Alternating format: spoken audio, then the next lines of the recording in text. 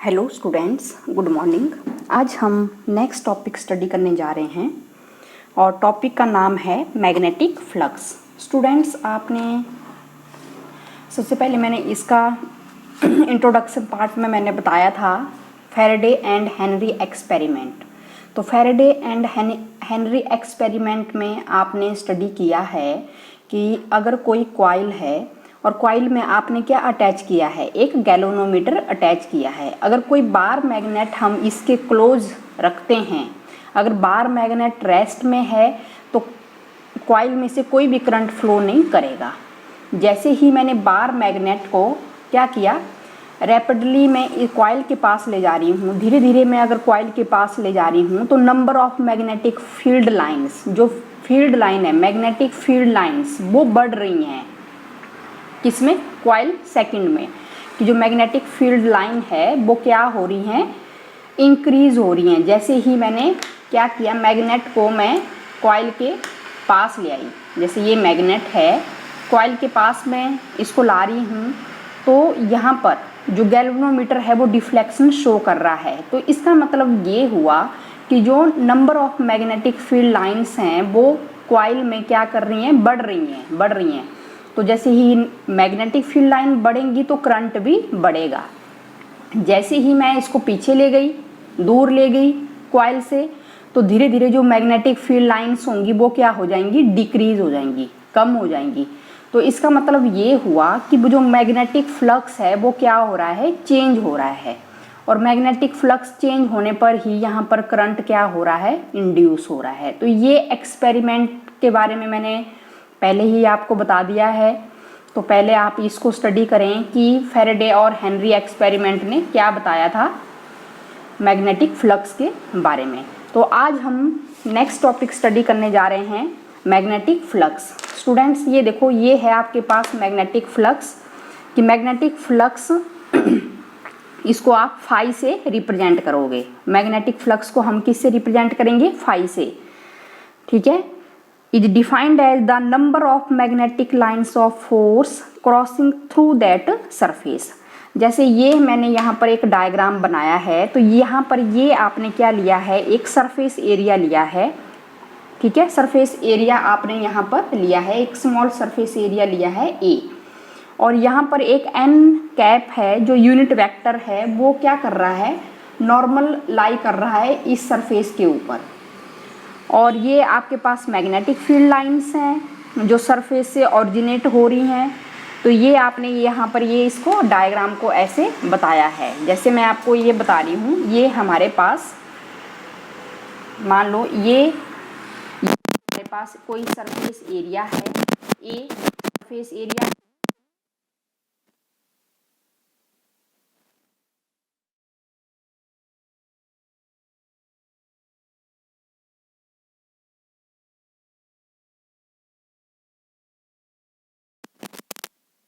Number of magnetic field lines. अगर field line बढ़ेंगी तो फ्लक्स बढ़ेगा, अगर फील्ड लाइन कम होगी तो फ्लक्स कम होगा, ठीक है। तो ये नंबर के ऊपर डिपेंड करता है कि number of magnetic field lines कितनी एंटर हो रही हैं किसी सरफेस के ऊपर और कितनी बाहर आ रही हैं। अगर मैग्नेटिक फील्ड लाइंस बढ़ेंगी तो बढ़ने पर क्या होगा स्टूडेंट्स, मैग्नेटिक फील्ड लाइंस बढ़ेंगी तो फ्लक्स भी क्या होगा, बढ़ेगा। अगर मैग्नेटिक फील्ड लाइंस कम होगी तो फ्लक्स भी क्या होगा, कम होगा। तो ये यहाँ पर आपने बताना है, ये आपके पास रहेगा ऐसे करके, और ये थीटा यहाँ पर एंगल बनेगा, ठीक है। थीटा यहाँ पर एंगल बनेगा, और जो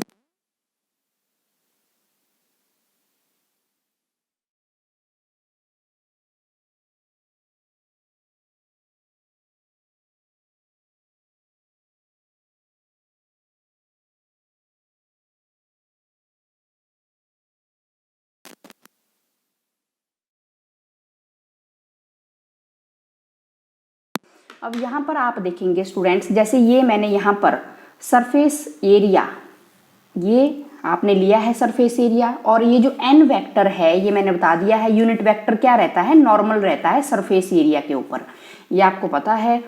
यहाँ पर मैंने बता दिया कि जो ये फॉर एग्जांपल के लिए ये मैग्नेटिक फील्ड है, मैग्नेटिक फील्ड, और यहाँ पर ये angle theta, this will make angle theta between area vector and magnetic field, ये थीटा।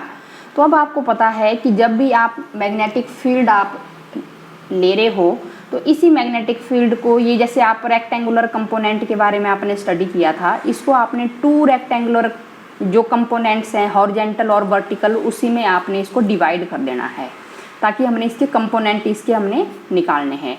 तो इसको बी को आपने हॉरिजेंटल और वर्टिकल में क्या कर देना है, रिजॉल्व कर देना है 2 कंपोनेंट में। तो ये आपको पता है एक हॉरिजेंटल होगा तो एक वर्टिकल होगा, और ये भी आपको पता है कि जिस लाइन के साथ थीटा एंगल बन रहा है वो आपका कैसा कंपोनेंट होगा, वो कॉस ऑफ थीटा। आपको पता है ना कि जैसे ये कोई, यहाँ पर मैं डायग्राम शो कर रही हूँ, ये कोई वेक्टर है, ये बी वेक्टर है, this make an angle theta, ये है वो एंगल थीटा। तो जब भी आप इसको रिजॉल्व करोगे 2 कंपोनेंट में तो एक हॉरिजेंटल होगा और एक वर्टिकल होगा। तो जिस लाइन के साथ एंगल थीटा बन रहा है वो आपके पास क्या रहेगा, कॉस थीटा, और विदाउट थीटा वाली लाइन आपको पता है कौन सी होती है, साइन थीटा। तो वैसा ये भी हो रहा है यहाँ पर कि जहाँ पर एंगल थीटा बन रहा है वो कॉस थीटा देंगे, और विदाउट थीटा वाली जो लाइन है उसको आप क्या दोगे, बी साइन ऑफ थीटा। तो यहाँ पर ये क्या हो रहा है कि ये जो बी कॉस थीटा जो कंपोनेंट है मैग्नेटिक फील्ड का, वो है normal to the surface, normal to the plane of the surface. तो तब आप ये इसको ले रहे हैं B A cos of theta, B cos of theta, ठीक है। तो यहाँ से आपने ये बता देना है कि जो बी कॉस थीटा जो कंपोनेंट है ये कैसा है, normal to the plane of the surface. फिर आपने इसमें केसेस के बारे में भी स्टडी कर देना है कि फर्स्ट जो केस है, जब इफ थीटा इज 0 डिग्री, अगर थीटा आपके पास 0 होगा तो यहाँ पर आप वैल्यू पुट कर दो, और आपको पता ही है कि कॉस 0 क्या होता है, 1 होता है। ये आपके पास बी ए कॉस 0 1, तो यहाँ पर ये वैल्यू आ जाएगी, फाई की वैल्यू कितनी आ जाएगी, बी ए। तो यहाँ पर ये वैल्यू आपके पास आ रही है। Second, if theta is 90 degree, अगर 90 डिग्री है तो आपको ये भी मालूम है कि कॉस 90 कितना होता है, 0। तो फ्लक्स की वैल्यू कितनी आ जाएगी, B A cos of 90 degree, और 90 डिग्री 0 है तो फ्लक्स 0। तो इसका मतलब क्या हुआ कि अगर थीटा 0 है तो उसमें जो मैग्नेटिक फ्लक्स होगा किसी सरफेस पर वो मैक्सिमम होगा। Maximum number of lines, maximum जो नंबर ऑफ मैग्नेटिक लाइंस होंगी वो पास करेंगी सरफेस में से जब थीटा क्या होगा, 0 डिग्री। और जैसे ही अगर थीटा 90 डिग्री पर है तो उस केस में क्या होगा स्टूडेंट्स कि जो मैग्नेटिक फील्ड लाइंस जो भी होंगी वो 0 होंगी सरफेस पर, ठीक है। मिनिमम यहाँ पर मैग्नेटिक फील्ड लाइंस कैसी हैं, 0 हैं। तो यहाँ से आप मैग्नेटिक फ्लक्स डेंसिटी की डेफिनेशन भी निकाल सकते हैं। अब आपको पता है कि अगर मैग्नेटिक फ्लक्स डेंसिटी आपने एक्सप्लेन करना है, मैग्नेटिक फ्लक्स डेंसिटी, तो मैग्नेटिक फ्लक्स डेंसिटी आपको पता है, फ्लक्स आपने निकाल दिया बी और ए। बी क्या है, magnetic flux density, magnetic field lines हैं, तो बी की वैल्यू कितनी आ जाएगी, 5 डिवाइडेड बाय ए, ठीक है, फ्लक्स पर यूनिट एरिया। और वैसे ही आपने यूनिट्स भी बता देना है मैग्नेटिक फ्लक्स के यूनिट, मैग्नेटिक फ्लक्स के जो यूनिट रहते हैं वो उसको आप वेबर लिखेंगे। अब आपको पता है ना phi is equal to B A, तो यहाँ पर मैग्नेटिक फ्लक्स के यूनिट मैंने बता दिए वेबर हैं, और मैग्नेटिक फील्ड के आपने किए हैं टेस्ला, और एरिया आपको पता है मीटर स्क्वायर। अगर 1 वेबर आपने डिफाइन करना है तो उसके यूनिट हो जाएंगे 1 टेस्ला मीटर स्क्वायर। और वैसे ही आप सीजीएस यूनिट भी आप बता सकते हैं मैग्नेटिक फ्लक्स के।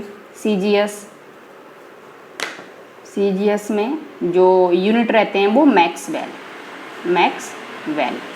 और मैक्सवेल, 1 मैक्सवेल की जो वैल्यू होती है 10⁻⁻8 वेबर। तो ये भी आपको मालूम होना चाहिए। और वैसे ही आप डायमेंशनल फार्मूला भी निकाल सकते हो, ठीक है। डायमेंशनल फार्मूला मैं यहाँ पर ही कर देती हूँ। डायमेंशनल फार्मूला,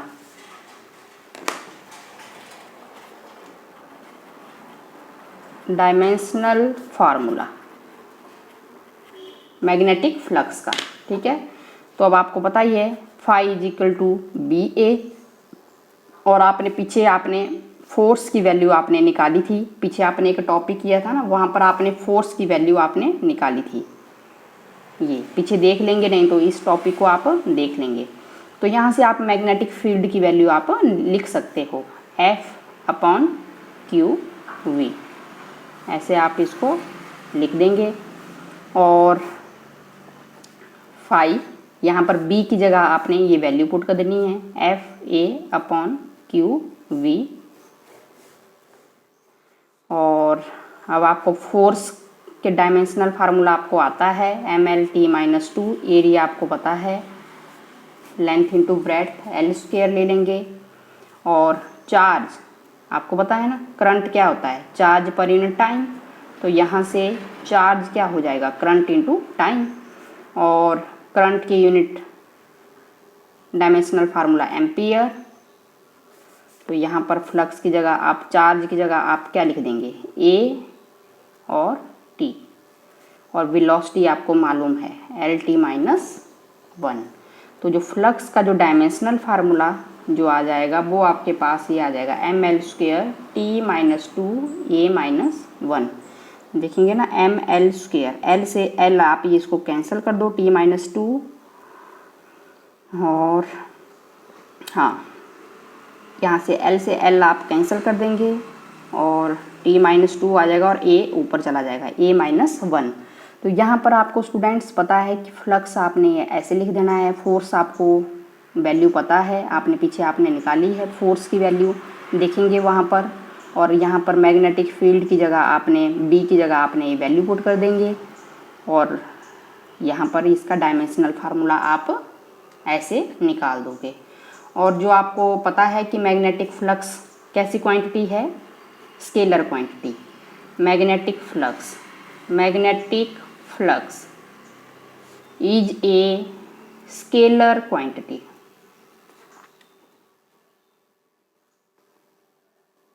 तो स्टूडेंट्स आपको पता होना चाहिए कि ये जो मैग्नेटिक फ्लक्स है, ठीक है, तो आपने बताना है कि अगर number of magnetic field lines ज़्यादा होंगी तो फ्लक्स ज़्यादा होगा, अगर number of magnetic field lines कम है तो फ्लक्स कम होगा। तो ये आपको पता होना चाहिए। और यहाँ पर मैंने बता दिया कि जो यूनिट वेक्टर होता है वो नॉर्मल रहता है सरफेस के ऊपर। तो ये थीटा क्या है, angle between B and A, magnetic field and surface area के बीच में जो एंगल बन रहा है, ठीक है, angle between area vector and magnetic field, area vector and magnetic field. फिर उसके बाद जो नेक्स्ट जो टॉपिक है हमारे पास वो है स्टूडेंट्स, इम्पॉर्टेंट टॉपिक है Faraday law of electromagnetic induction. Faraday law of electromagnetic induction important है टॉपिक, इसको आप अच्छे से इसको स्टडी करना है स्टूडेंट्स। अब मैंने आपको बताया था कि फॉर एग्जांपल के लिए ये हमारे पास कोई कॉइल है, जैसे मैं आपको यहाँ पर मैं ऐसे बता रही हूँ जनरली ऐसे स्टडी करने के लिए। ये हमारे पास कोई कॉइल है, ये कॉइल है और इसमें आपको पता है गैल्वेनोमीटर अटैच्ड है, ये कॉइल है। और ये यहाँ पर ये एक मैग्नेट है। मैग्नेट को अगर आप इसके पास ले जाओगे, कॉइल के पास ले जाओगे, तो आपको पता है कि यहाँ पर जो number of magnetic field lines होंगी वो क्या करेंगी, बढ़ेंगी। जब आप मैग्नेट को, ये नॉर्थ पोल है और ये साउथ पोल है, आप मैग्नेट को इसके पास ले जा रहे हैं, तो जैसे ही number of magnetic field lines बढ़ेंगी। और फिर आपने नेक्स्ट में आपने क्या किया, जैसे दोबारा से मैं इसको बता रही हूँ, ये गैल्वेनोमीटर है और उसके बाद आपने इसी मैग्नेट को आप दूर ले जा रहे हैं, इसको पास ले जा रहे हैं और इसको यहाँ से दूर ले जा रहे हैं, तो क्या होगा, यहाँ पर मैग्नेटिक फील्ड लाइंस बढ़ेंगी और जब बढ़ेंगी तो फ्लक्स चेंज होगा। ठीक है, कांस्टेंट नहीं है मैग्नेटिक फील्ड लाइंस। आप मैग्नेट को पास में ले जा रहे हो तो यहाँ पर मैग्नेटिक फील्ड लाइंस बढ़ रही हैं। मैग्नेटिक फील्ड लाइंस जब बढ़ेंगी तो यहाँ पर ईएमएफ इंड्यूस होगा, यानी ये जो गैल्वेनोमीटर है ये क्या करेगा, डिफ्लेक्शन शो करेगा, यहाँ से करंट फ्लो करेगा इस सर्किट में। जैसे ही आप मैग्नेट को दूर ले गए तो तब भी क्या होगा, मैग्नेटिक फील्ड लाइन सब क्या करेंगी, कम होगी। पास ले जा रहे थे तो बढ़ रही थी, अगर दूर ले जा रहे हैं तो घट रही हैं। तो मैग्नेटिक फ्लक्स तो क्या हो रहा है, दोनों केस में चेंज ही हो रहा है, एक में बढ़ रहा है एक में कम हो रहा है। तो चाहे मैग्नेटिक फील्ड लाइन बढ़े और चाहे कम हो, फ्लक्स जब भी चेंज होगा तो वहाँ पर ईएमएफ क्या होगा, इंड्यूस होगा, मतलब करंट क्या करेगा, फ्लो करेगा और गैल्वेनोमीटर क्या शो करेगा, एक डिफ्लेक्शन शो करेगा। तो यही बता रहा है Faraday law of electromagnetic induction. अगर आप इसको ऐसे ले जाएंगे, एकदम से आगे ले जा रहे हो पीछे ले जा रहे हो, तो अगेन क्या हो रहा है, फ्लक्स क्या हो रहा है, चेंज हो रहा है, ईएमएफ इंड्यूस हो रहा है। और ये तब तक होता रहेगा जब तक आप ये इसको कंटिन्यूसली आप क्या कर रहे हो, फ्लक्स को क्या कर रहे हो, चेंज कर रहे हो। तो यही यहाँ पर मैंने लिखा है कि whenever magnetic flux linking with the conductor change, तो ईएमएफ क्या होगा, इंड्यूस होगा। और second, the induced EMF last so long as the change in magnetic flux continues. EMF तब तक इंड्यूस होता रहेगा जब तक आप फ्लक्स को कंटिन्यूसली क्या कर रहे हो, चेंज कर रहे हो, आप चेंज कर रहे हो। मैग्नेटिक फील्ड लाइन बढ़ रही हैं घट रही हैं, बढ़ रही हैं घट रही हैं, बढ़ रही हैं घट रही हैं, तो मैग्नेटिक फ्लक्स कंटिन्यूसली क्या हो रहा है, चेंज हो रहा है। तो उसकी वजह से ईएमएफ क्या होगा, इंड्यूस होगा। और थर्ड केस है, the magnitude of this induced EMF is directly proportional to rate of change of magnetic flux linking with the conductor. तो अब हमने बताना है कि जैसे कि मान लो φ1 है जो magnetic flux at time t1, magnetic flux कब लिंक्ड एट टाइम t1। वैसे ही φ2 ले लेंगे आप, तो magnetic flux linked at time t2। मैंने बताया कि एक केस में मैग्नेटिक लाइंस बढ़ रही हैं तो फ्लक्स बढ़ेगा, दूसरे केस में मैग्नेटिक फील्ड लाइन, अगर आप मैग्नेट को दूर ले गए तो क्या होगा, मैग्नेटिक लाइंस घटेंगी तो फ्लक्स भी क्या होगा, कम होगा। तो ये अलग अलग टाइम पर अलग अलग आ रही है वैल्यूज। तो जो इंड्यूस्ड जो ईएमएफ होगा, इंड्यूस्ड ईएमएफ, इसकी जो वैल्यू होगी इसको आप लिखोगे change in magnetic flux. Change आपको पता है φ2 माइनस φ1, और टाइम की वैल्यू t2 माइनस t1 ले लेंगे। जो ज़्यादा होगा फ्लक्स उसमें से कम फ्लक्स को क्या कर दोगे, माइनस कर दोगे। तो यहाँ पर जब फ्लक्स चेंज होगा तो ईएमएफ क्या हो रहा है, इंड्यूस हो रहा है। इसको आप एप्सिलॉन से रिप्रेजेंट करोगे और यहाँ पर इसको आप ऐसे लिख दो, पहले चाहे डायरेक्टली प्रोपोर्शनल कर दो। डायरेक्टली प्रोपोर्शनल को हटाने के बाद k और φ2 माइनस φ1 और ये t2 माइनस t1, तो ये आपके पास वैल्यू आ जाएगी। अगर k की वैल्यू आप 1 लेते हो तो एप्सिलॉन की वैल्यू आपके पास आ जाएगी φ2 minus φ1 divided by t2 minus t1। तो ये आपके पास आ जाएगी इंड्यूस्ड ईएमएफ की वैल्यू, और एप्सिलॉन की वैल्यू आ जाएगा change in magnetic flux per unit time, change in magnetic flux per unit time. Epsilon की वैल्यू ये आ जाएगी d∅/dt। ये आपके पास आ जाएगा यहाँ से। अगर n कॉइल में अगर n नंबर ऑफ टर्न्स हैं तो बिल्कुल सिंपल, एप्सिलॉन यहाँ पर n d∅/dt आप लिख लेंगे। ठीक है, ये आपको टर्म्स आपको पता होनी चाहिए। और यहाँ पर ये भी है कि जब भी करंट इंड्यूस होगा, induced current in the close circuit is given by, तो करंट की वैल्यू आप क्या लिखोगे, ईएमएफ इंड्यूस्ड। जो ईएमएफ क्या होगा, इंड्यूस्ड होगा divided by resistance of the circuit, resistance of the circuit. तो यहाँ से आप लिख देंगे I is equal to induced EMF को एप्सिलॉन से रिप्रेजेंट करोगे और ये R। तो ये चेंज इन मैग्नेटिक फ्लक्स, ठीक है, होगा तो EMF क्या होगा, इंड्यूस्ड होगा।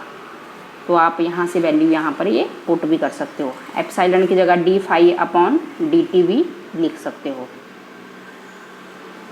यहाँ पर ये करंट क्या हो जाएगा, इंड्यूस, और जो करंट की वैल्यू ये आपने लिख देनी है, EMF induce divided by resistance. जैसे आपने पीछे आपने ओम्स लॉ किया है ना, V is directly proportional to V is equal to RI, तो यहाँ से आपने करंट की वैल्यू क्या लिखी थी, V अपॉन R, वही केस है। यहाँ पर हम EMF की बात कर रहे हैं तो E upon epsilon upon R। तो ये बिल्कुल सिंपल टॉपिक है, आपको समझ आ गया होगा और इसको आपने अच्छे से इसको प्रैक्टिस करना है। Okay, thank you.